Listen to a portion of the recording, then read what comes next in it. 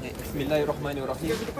Assalamualaikum warahmatullahi wabarakatuh. Tachahau Yipri Yakini Banakam Sri Akal.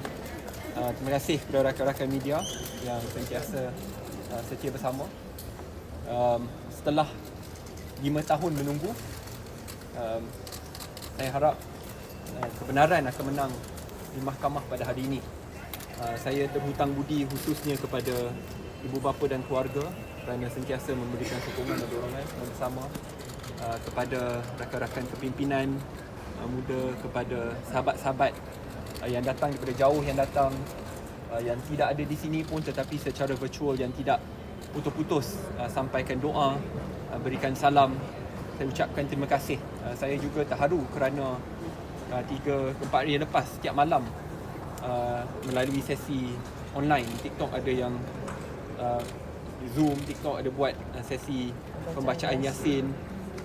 Setiap malam saya terharu dan betul-betul terhutang budi kerana di dalam dunia politik ni saya hanya sekadar orang yang kecil, tetapi kerana sokongan dan dorongan kalian semualah saya tabah dan mampu terus langkah ke hadapan walau apapun rintangan dan cabarannya. Cuma harapan saya pada hari ini, selepas 5 tahun nanti, saya hanya berdoa supaya kebenaran menang. Saya dapat membersihkan nama saya seperti yang saya janjikan, iaitu melalui platform mahkamah di bawah istana hakiman yang saya hormati dan sanjungi, kerana platform yang terbaik untuk membersihkan nama seseorang adalah di mahkamah, kerana dialah diadili menggunakan fakta dan data, dan pada masa yang sama diadili oleh Allah Subhanahu Wa Taala.